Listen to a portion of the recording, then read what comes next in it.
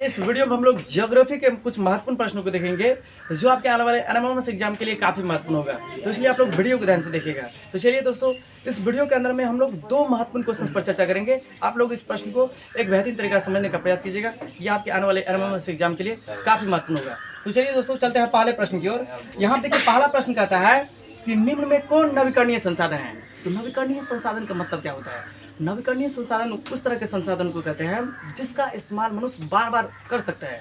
जो समाप्त हो भी गया ना, तो उसकी प्राप्ति पुनः संभव है तुरंत। जैसे कि एक गिलास पानी निकाले, तो एक गिलास पानी निकाले, फिर उसके बाद यूज कर लिए, तो फिर एक गिलास पानी तुरंत निकाल सकते हैं। जिसकी पूर्ति तुरंत संभव हो, वैसे संसाधन जिसका एक बार प्रयोग करने के बाद, जिसका एक बार इस्तेमाल करने के बाद भी पुनः उसकी प्राप्ति संभव है, तो उसे हम लोग क्या कहेंगे? नवीकरणीय संसाधन। जैसे वन हो गया, सूर्य का प्रकाश हो गया, वायु हो गया, जिसकी प्राप्ति पुनः संभव हो, उसे हम लोग क्या कहेंगे? नवीकरणीय संसाधन। देखिए यहाँ पे कोयला, पेट्रोलियम, पेट्रोल, ये सबको नवीकरणीय संसाधन नहीं कहेंगे। क्यों नहीं कहेंगे भाई? उस कोयला का निर्माण बनने के लिए कई हजारों लाखों वर्ष लग जाता है। एक बार पेट्रोलियम का इस्तेमाल कर लेंगे तो फिर वही पेट्रोलियम प्राप्त करने के लिए आप लोगों को बहुत लंबा समय तक इंतजार करना पड़ता है। जल्दी इसकी प्राप्ति पुनः संभव नहीं है। कोयला, पेट्रोलियम, इसके बाद पेट्रोलियम से निकलने वाले जितने भी वस्तु होते हैं, प्राकृतिक गैस, इसके बाद तेराफिन मोम, जो भी पेट्रोलियम से निकलता है, इससे पहले के चैप्टर में हम बताए हैं। उसका लिंक इस वीडियो के डिस्क्रिप्शन बॉक्स में दे देते हैं। कोयला और पेट्रोलियम का निर्माण किस तरह से होता है, इसके बारे में हमने एक बेहतरीन तरीका समझा है। फिलहाल यहाँ पे ये समझने का प्रयास कीजिए कि एक बार कोयला और पेट्रोलियम और पेट्रोल ये सब का इस्तेमाल कर लेंगे ना, तो फिर वही चीज़ प्राप्त करने के लिए, ये तो आप कितना विद्यार्थी समझेगा कि एक बार ला लेते हैं कहाँ से?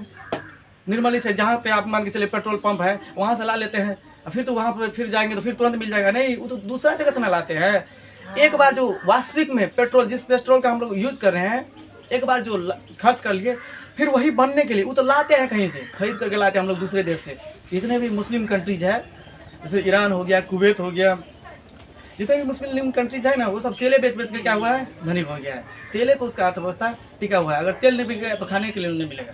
समझ गए ना? तो कोयला, पेट्रोलियम, पेट्रोल, ये सबको अनवीकरणीय संसाधन कहेंगे। तो नवीकरणीय संसाधन का मतलब क्या हुआ? जिसका इस्तेमाल मनुष्य बार बार कर सकता है, जिसकी पुनः पूर्ति संभव है। और नवीकरणीय संसाधन का मतलब क्या है? जिसका इस्तेमाल बार बार नहीं कर सकता है, जिसकी पुनः पूर्ति संभव नहीं है। निम्न में कौन अनवीकरणीय संसाधन है? अनवीकरणीय संसाधन का मतलब क्या हुआ? हम बार बार आपको बता रहे हैं। आप देखिए, कोयला हो गया, पेट्रोलियम हो गया, केरोसिन तेल हो गया, ये सारे हैं। निम्न में कौन अनवीकरणीय संसाधन है? यहाँ पर क्या होना चाहिए? डी में क्या होना चाहिए? डी में क्या होना चाहिए? बी एवं सी। डी ऑप्शन में बी एवं सी दोनों आना चाहिए। कोयला, पेट्रोलियम, ये सब क्या है? जीवाश्म ईंधन है। ये सब क्या है? जीवाश्म ईंधन। और इसका एक बार इस्तेमाल कर लिए तो फिर इसकी पुनः पूर्ति जल्दी संभव नहीं है। समझ गए ना? तो जो भी स्टूडेंट एनएमएमएस एग्जाम की तैयारी कर रहा है, उस स्थिति में आप लोगों को कुछ इंपॉर्टेंट डेट्स को याद रखना जरूरी है। भाई क्यों याद रखना जरूरी है? उसके पीछे कहीं ना कहीं बहुत सारा कहानी होता है। जैसे कि भारत में संविधान दिवस कब मनाया जाता है? तो भारत के अंदर संविधान दिवस मनाया जाता है 26 नवंबर को। भाई इसके पीछे क्या कारण है? क्योंकि उसी दिन हमारे देश के अंदर संविधान बनकर तैयार हो गया था। तो भाई जिस दिन कुछ महत्वपूर्ण कार्य होता है तो उसको याद रखना जरूरी है। जैसे कि आपका जन्म दिवस कब मनाया जाता है, आपका जन्म कब हुआ था, उसको याद रखते हैं ना। जैसे महात्मा गांधी का, जैसे कि कोई भी महापुरुष है जिन्होंने देश की आज़ादी के लिए अपना सर्वस्व न्यौछावर कर दिया, अपने प्राणों की आहुति दे दी, तो उसको याद रखना जरूरी है ना। उन्होंने क्या क्या किया हमारे देश के लिए। तो कुछ इंपॉर्टेंट डेट्स को याद रखना जरूरी है। 26 नवंबर को भारत के अंदर भारतीय संविधान दिवस इसलिए मनाया जाता है क्योंकि उसी दिन के अंदर हमारे देश के अंदर संविधान बनकर तैयार हो गया था, लागू हुआ था 26 जनवरी 1950 ईस्वी को। इसलिए उस दिन हम लोग क्या मनाते हैं? गणतंत्र दिवस। गणतंत्र दिवस का मतलब होता है यहाँ पर भारत के अंदर जनता के ऊपर एक संविधान लाया गया। संविधान सबको एक बेहतर तरीक़ा से चलाने के लिए एक संविधान लागू हो गया, जहाँ पर कोई भी व्यक्ति आसानी से प्रधानमंत्री या मुख्यमंत्री कोई भी पद को प्राप्त करने के लिए जनता का समर्थन प्राप्त करना पड़ेगा। यानी कि भारत के अंदर कोई भी पद वंशानुगत खानदानी नहीं होगा। एक ही तरह के मान के चलिए, जैसे लालू परिवार से कोई बना तो लालू परिवार का कोई भी इंसान नहीं बनेगा। जब तक उसको जनता समर्थन नहीं करेगा तब तक वो उस पद को प्राप्त नहीं कर सकता है। भारत में गणतंत्र का मतलब क्या हुआ? यहाँ का कोई भी पद, चाहे राष्ट्रपति हो, चाहे प्रधानमंत्री हो, चाहे मुख्यमंत्री हो, कोई भी पद वंशानुगत नहीं होता है। जिसको जनता चुनेगा वही बनेगा। समझ गए ना? तो आइए कुछ इंपॉर्टेंट डेट्स को याद करते हैं और इसको एक बेहतरीन तरीका से तैयारी करने का प्रयास करते हैं। आप लोग लिखिएगा। देखिए यहाँ पे लिखिए तुम 26 नवंबर 26 नवंबर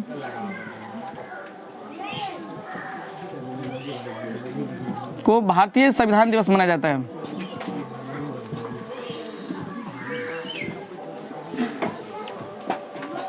कुछ महत्वपूर्ण दिवस, इसको इस तरह से लिख लीजिएगा।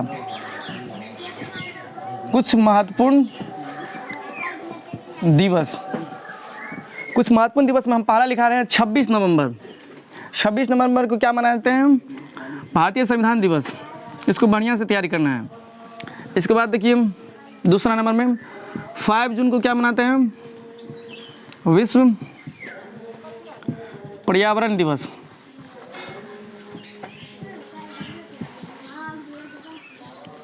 तीसरा 11 जुलाई को मनाते हैं हम लोग विश्व जनसंख्या दिवस।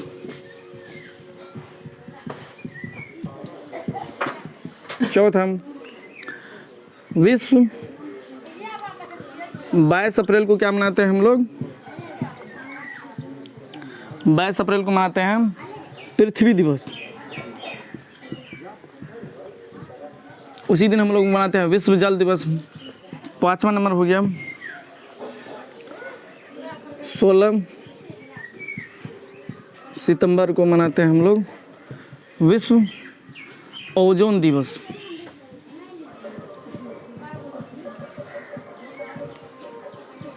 16 सितंबर को हम लोग क्या मनाते हैं? विश्व ओजोन दिवस।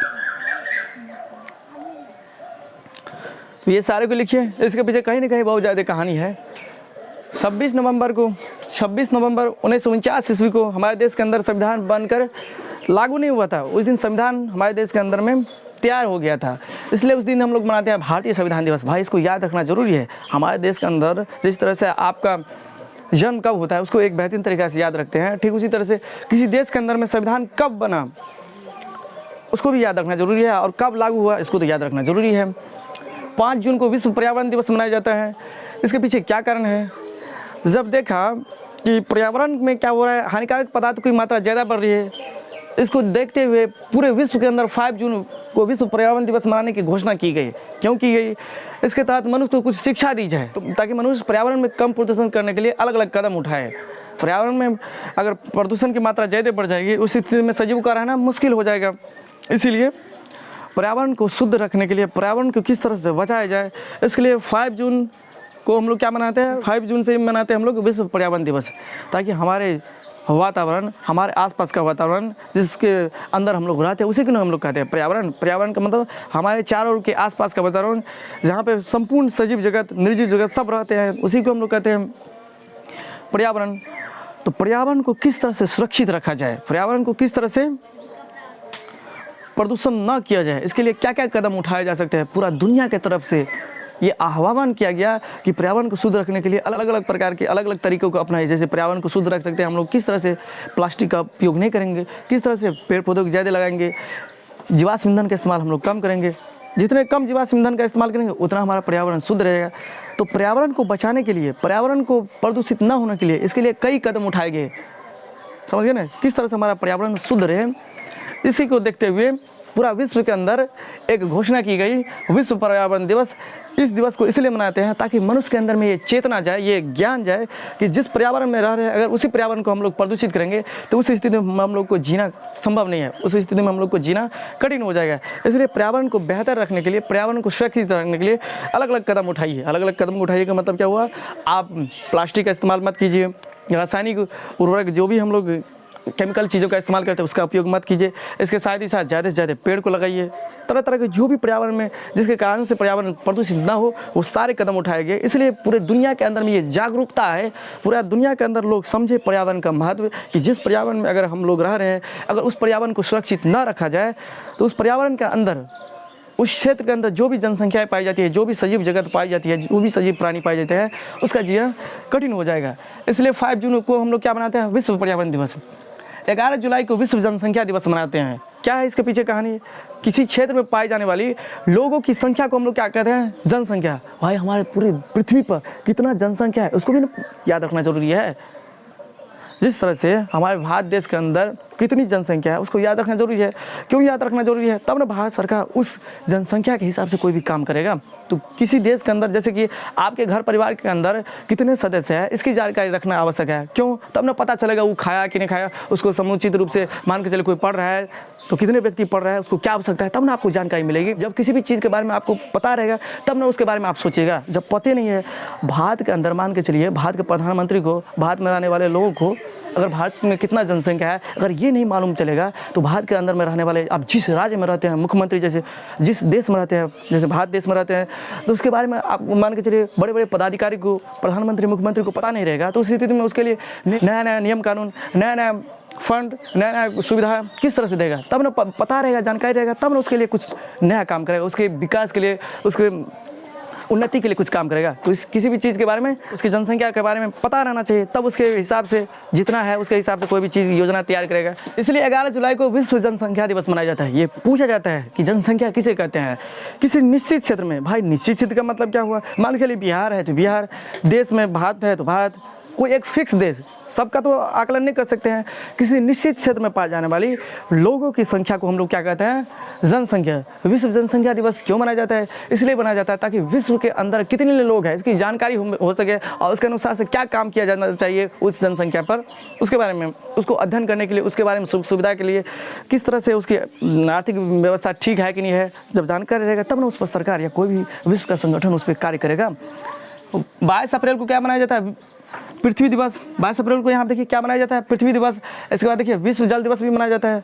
इसके बाद हम बताए थे 22 अप्रैल 2005 ईस्वी से पूरे विश्व के अंदर विश्व जल दिवस मनाया जाता है। इसके पीछे बहुत सारा कहानी है।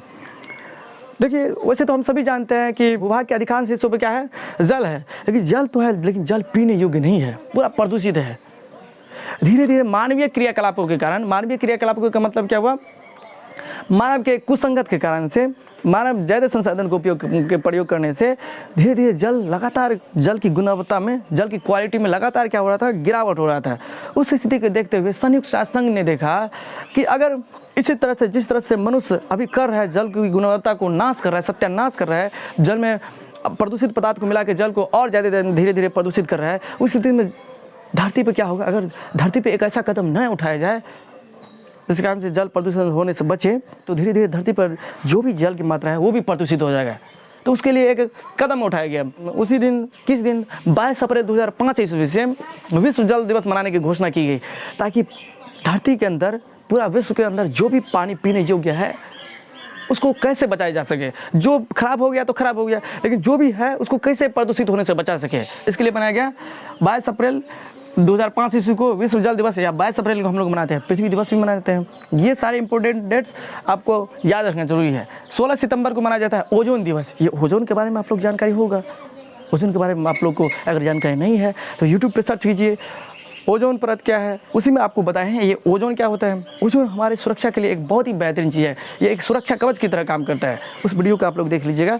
विश्व ओजोन दिवस हम लोग मनाते हैं 16 सितंबर को। ओजोन परत क्या है, ये हमारे लिए किस प्रकार उपयोगी है, इसको हमने एक बेहतरीन तरीके से एक वीडियो के अंदर में समझा दिया है। यूट्यूब पे सर्च कीजिए ओजोन परत क्या है, GKS स्टडी सेंटर, आपको वीडियो मिल जाएगा, उसको देख लीजिएगा। आपको कम्प्लीटली रूप में एक बेहतरीन तरीके से तैयारी हो जाएगा।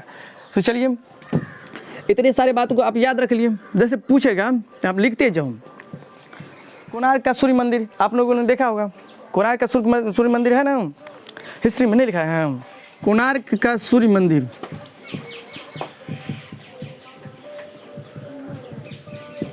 किस राज्य में स्थित है?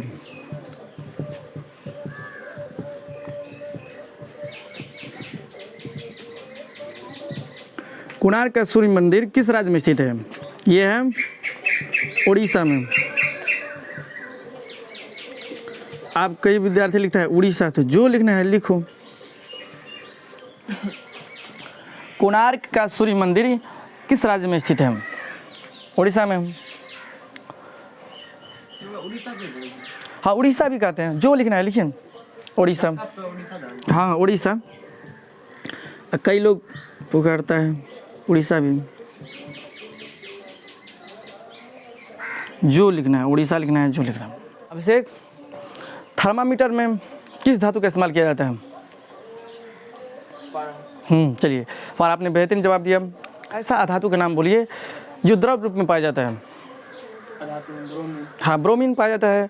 ये सब क्वेश्चन इंपॉर्टेंट है। एक ऐसा धातु जो द्रव के रूप में पाया जाता है उसे हम लोग क्या कहते हैं? ब्रोमीन। एक ऐसा धातु का नाम बताइए जो द्रव अवस्था में पाया जाता है? हाँ, मरकरी पारा ही द्रव के रूप में पाया जाता है, इसीलिए हम लोग थर्मामीटर में इस्तेमाल करते हैं। समझ गए? तो पूछा जाता है हमेशा आपके एग्जाम में कि एक ऐसा धातु का नाम बताइए जो द्रव अवस्था में पाए जाते हैं। ये लिखा ही नहीं है क्या? लिखाए होंगे, धातु एवं धातु चैप्टर पढ़ा होगा, तो इसी चैप्टर के अंदर में हमने ये सब बात लिखाए जरूर होंगे। जैसे कि मान के चलिए आपसे कोई पूछेगा कि जलीय जीव, जल के अंदर पाए जाने वाले जितने भी जीव, चाहे मछली हो चाहे कीट पतंग कोई भी हो, तो वो सब शोषण किस रूप में लेते हैं?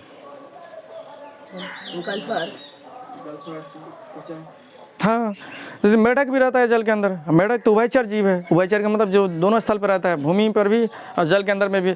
तो मेढक में किस प्रकार का शोषण पाया जाता है रंजीत? मेढक में किस प्रकार का शोषण पाया जाता है? वायवीय अवायवीय शोषण के बारे में नहीं जानता है, जाकर देख लीजिएगा यूट्यूब पे। तो मेढक में जितने भी सजीव प्राणी है उसमें किस प्रकार का शोषण पाया जाता है? वायवीय शोषण। वायवीय शोषण वैसे शोषण को कहते हैं जिसको पूरा होने के लिए ऑक्सीजन की आवश्यकता हो, ऑक्सीजन की उपस्थिति हो, तब उसको हम लोग क्या कहेंगे? वायवीय शोषण। तो मेढक में जितने भी सजीव प्राणी है उसके अंदर पाया जाता है वायवीय शोषण। वे सारे जीव शोषण के रूप में क्या लेते हैं अंदर? ऑक्सीजन। जब भी ऑक्सीजन को अंदर मिलेगा उसके हम लोग क्या कहेंगे? वायवीय शोषण। तो मेढक किस प्रकार का शोषण होता है? तो मेढक में होता है वायवीय शोषण। जितने भी सूक्ष्मजीव हो गया, छोटा मोटा कीड़ा मकोड़ा, सूक्ष्मजीव जैसे बैक्टीरिया, सूक्ष्मजीव के कितने वर्ग है? तो मुख्य रूप से 4 गो वर्ग हैं। और 5वां वर्ग तो जब पूछे जाएगा कि सूक्ष्मजीव के कितने वर्ग है तब 5। जितने भी सूक्ष्मजीव हैं उसमें पाया जाता है क्या? पिताकृमि जितने भी सूक्ष्मजीव है उसमें पाया जाता है अवायवीय शोषण, क्योंकि उसको पूरा होने के लिए, उसको काम होने के लिए ऑक्सीजन की आवश्यकता नहीं है। ये सब बता दिए हैं, फिर भी हम यहाँ पर बता रहे हैं। इसको ध्यान से देखिएगा। तो मेढक शोषण के, मेढक का शोषण अंग क्या है? मेढक का शोषण अंग क्या है? त्वचा और गलफड़ है। समझ गया? इसके बाद देखिए, ये सब तो लिखा दिए होंगे ना, अलग अलग प्रकार के जीव किस तरह से शोषण करते हैं। जैसे कि मानव किस तरह से लेता है? मानव के लिए क्या है? फेफड़ा। इसी फेफड़ा को हम लोग क्या कहते हैं? लंग्स। आइए इतिहास के कुछ महत्वपूर्ण क्वेश्चंस को देखते हैं जो आपके आने वाले एनएमएमएस एग्जाम के लिए काफ़ी महत्वपूर्ण होगा। तो इसलिए आप लोग एक बेहतरीन तरीके से इस वीडियो को ध्यान से देखने का प्रयास कीजिएगा, और जो भी हम यहाँ से आपको समझाने का प्रयास करेंगे, जो भी हम आपको याद कराने का प्रयास करेंगे, आप लोग उसको एक बेहतरीन तरीक़ा से पहले समझने का प्रयास कीजिएगा, फिर इसको एक बेहतरीन तरीक़ा से याद कर लीजिएगा, क्योंकि वही सारे क्वेश्चन जो आपके एग्जाम में आएगा उसी तरह के क्वेश्चन पर हम चर्चा करेंगे। तो चलिए आप लोग देखिए। जैसे देखिए यहाँ पे महत्वपूर्ण नारे, महत्वपूर्ण नारे, यहाँ से भी कहीं ना कहीं क्वेश्चन पूछा जाता है, चाहे एक को पूछे चाहे 2 को पूछे, लेकिन पूछा जाएगा। महत्वपूर्ण नारे का मतलब क्या हुआ? हमारे देश को आज़ादी दिलाने के लिए, देश के अंदर में एक सकारात्मक बदलाव हो, उसको आगे बढ़ाने के लिए हमारे देश के अंदर जितने भी स्वतंत्रता सेनानी थे, जितने भी महापुरुष थे, वो नारे के माध्यम से देश के अंदर लोगों के बीच राष्ट्रवादी भावना फैलाने का प्रयास किया गया।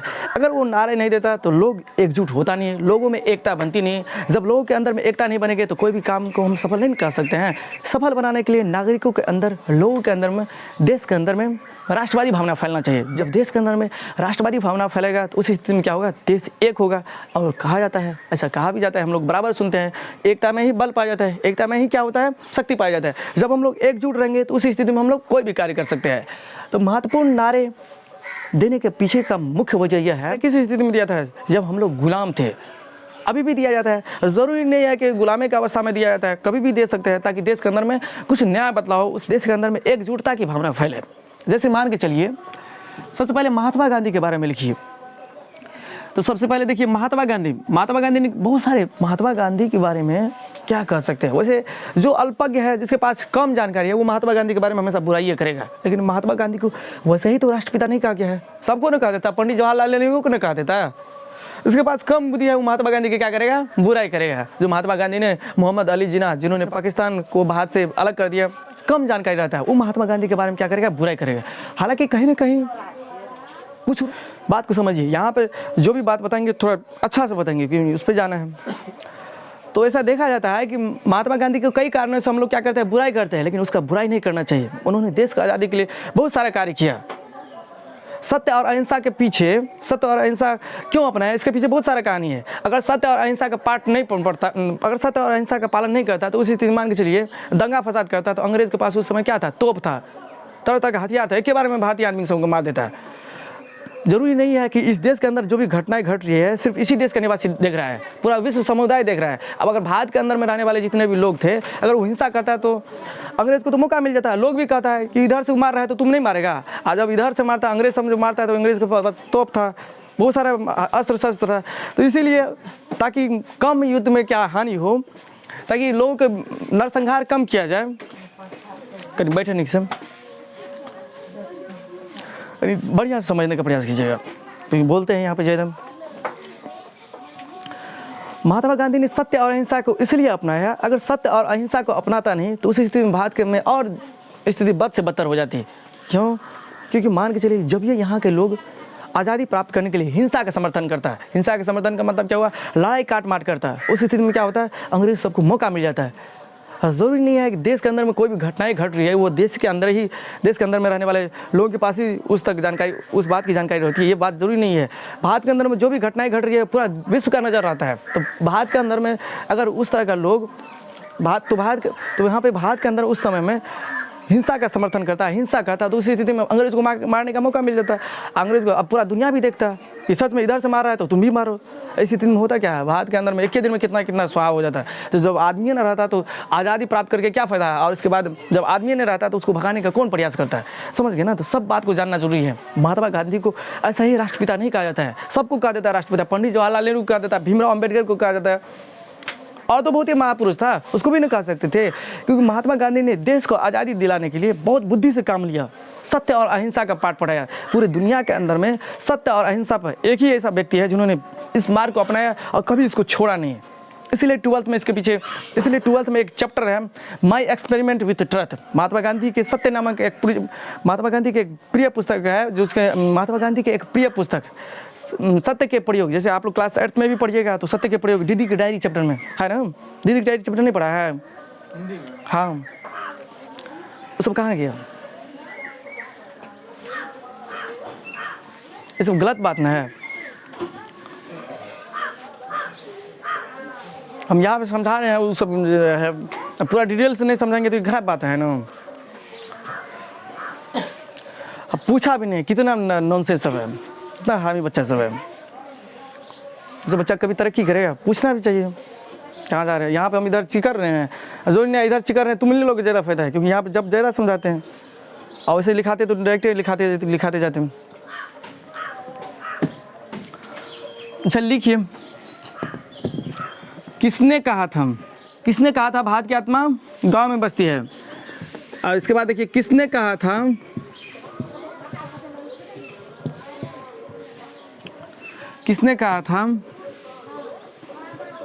क्वेश्चन पूछ रहे हैं, किसने कहा था कि अंग्रेजी शिक्षा ने हमें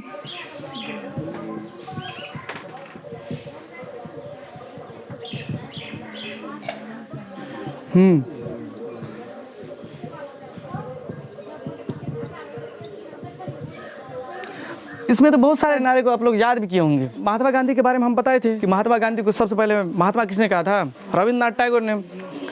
आप देखिए आज़ादी के दौरान दी गई महत्वपूर्ण नारे क्या था, तुम मुझे खून दो मैं तुम्हें आज़ादी दूंगा, ये सुभाष चंद्र बोस ने। दिल्ली चलो, सुभाष चंद्र बोस ने। इसके साथ ही साथ लाल बाल पाल का मतलब लाला लाजपत राय, बिपिन चंद्र पाल, बाल गंगाधर तिलक ने क्या कहा था, स्वराज हमारा जन्म सिद्ध अधिकार है, आज़ादी हमारा जन्म सिद्ध अधिकार है, क्योंकि हमारा धरती है, तो धरती हमारा है, भूमि हमारा है, तो इस पर आज़ादी हम लोग को प्राप्त करना ये हमारा परम अधिकार है और इसे मैं लेकर रहूँगा, ये सब लिखाए थे। आराम है पंडित जवाहरलाल नेहरू। करो या मरो का नारा किसने दिया था, महात्मा गांधी। अंतिम में उसको भी क्या हो गया, बेबस हो गया। अंग्रेज नहीं कहता है किसी इंसान को, जब बार बार आप उसको सुधारने का प्रयास कीजिएगा, जब नहीं सुधरेगा तो अंतिम में क्या कहता है मनुष्य, करो या इसको मारो। करो या मरो का नारा किसने दिया था, तो महात्मा गांधी ने दिया था। आराम हराम है पंडित जवाहरलाल नेहरू, पीटी नेहरू ने दिया था। समझ गए ना। पंडित जवाहरलाल नेहरू को हम लोग, पंडित जवाहरलाल नेहरू के जन्म दिवस के अवसर पर हम लोग उस दिन क्या मनाते हैं, बाल दिवस।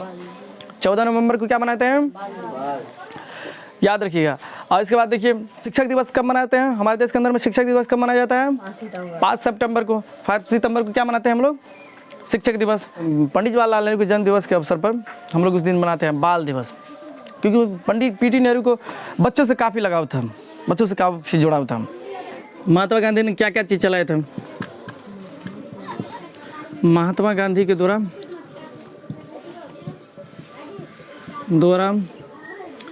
चलाया गया आंदोलन। यहाँ से भी क्वेश्चन आ जाएगा। नहीं, देखो क्वेश्चन लिखो। यहाँ पे किसने कहा था अंग्रेजी शिक्षा हमने हमें गुलाम बना दिया है, इसके बारे में लिखो ना। महात्मा गांधी ने कहा था, लिखाए हैं रे। देखो महात्मा गांधी कौन कौन आंदोलन चलाया था जिसके कारण से देश को आज़ादी मिली। पहला चलाया था असहयोग आंदोलन, सविनय अवज्ञा आंदोलन,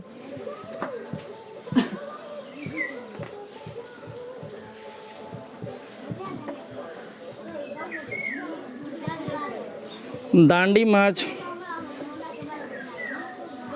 यही अपने कानून का विरोध किया था, नमक के कानून का। दांडी मार्च, भारत छोड़ो आंदोलन,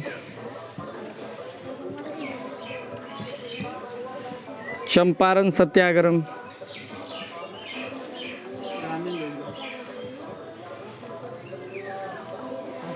दांडी मार्च। ये नमक कानून का विरोध किया गया था क्योंकि अंग्रेजों ने यहाँ के भारतीय लोगों को नमक बनाने का अधिकार नहीं दिया था और नमक के प्राइस पर इतना टैक्स लगा दिया, एक सामान्य आदमी के लिए नमक खाना नामुमकिन की तरह से हो गया। इसके लिए दांडी मार्च किया गया ताकि नमक तो प्राकृतिक संसाधन है, तो जब प्राकृतिक संसाधन है तो इस पर सबका अधिकार होना चाहिए, सबको बनाने का हक होना चाहिए। दांडी मार्च इसलिए किया गया था ताकि भारत के अंदर में सबको एक अधिकार मिले, क्योंकि प्रकृति है। ये सारे आंदोलन महात्मा गांधी के द्वारा चलाया गया और बहुत सारे आंदोलन को चलाया, लेकिन जिनमें से जितने भी आंदोलन प्रमुख था ये सब है। असहयोग आंदोलन, सविनय अवज्ञा आंदोलन, दांडी मार्च, भारत छोड़ो आंदोलन, चंपारण सत्याग्रह, ये सारे आंदोलन महात्मा गांधी के द्वारा चलाए गए थे। आपसे पूछेगा सविनय अवज्ञा आंदोलन को किसने चलाया था? महात्मा गांधी। असहयोग आंदोलन किसने चलाया? महात्मा गांधी। ये सारे आंदोलन महात्मा गांधी के द्वारा चलाया गया आंदोलन था, समझ गए ना। तो ये सब भी पूछा जाएगा क्योंकि हमारे देश के अंदर में सबसे महान पुरुष का ऐसा कहा जाता है राष्ट्रपिता को। राष्ट्रपिता का मतलब महात्मा गांधी को। तो जो भी जितने भी महान व्यक्ति होता है जिन्होंने देश की आज़ादी के लिए जो भी कार्य करता है तो उसको याद रखना जरूरी है क्योंकि वही सब एग्जाम में पूछा जाएगा। इनकलाब जिंदाबाद, इसका नारा किसने दिया था? भगत सिंह ने, समझ गए ना। सरफरोशी की तमन्ना अब हमारे दिल में है, इसका नारा किसने दिया था? राम प्रसाद बिस्मिल। ये भी क्वेश्चन पूछा जाता है। तुम मुझे खून दो मैं तुम्हें आज़ादी दूंगा, दिल्ली चलो, ये सब का नारा दिया था सुभाष चंद्र बोस ने। इसके बाद देखिए महात्मा गांधी को सबसे पहले महात्मा किसने कहा था? रविंद्रनाथ टैगोर ने। इसके बाद देखो सरफरोशी की तमन्ना अब हमारे दिल में है, राम प्रसाद बिस्मिल ने कहा था। इनकलाब जिंदाबाद, भगत सिंह ने नारा दिया था। इसके बाद देखिए ये दो महत्वपूर्ण चीज़ किसने कहा था कि भारत की आत्मा गाँव में बसती है? महात्मा गांधी। किसने कहा था कि अंग्रेजी शिक्षा ने हमें गुलाम बना दिया है? तो ये महात्मा गांधी ने ही कहा था। इसके बाद देखिए महात्मा गांधी के द्वारा चलाया गया कुछ आंदोलन, यहाँ से भी क्वेश्चन पूछा जाएगा। असहयोग आंदोलन, सविनय अवज्ञा आंदोलन, दांडी मार्च, भारत छोड़ो आंदोलन, चंपारण सत्याग्रह, ये सारे क्वेश्चन को आप लोग को तैयारी कर लेना एक बेहतरीन तरीका से, समझ गए ना। तो चलिए फिर मिलते हैं नेक्स्ट वीडियो में, तब तक के लिए हमें विदाई। चलो ठीक है।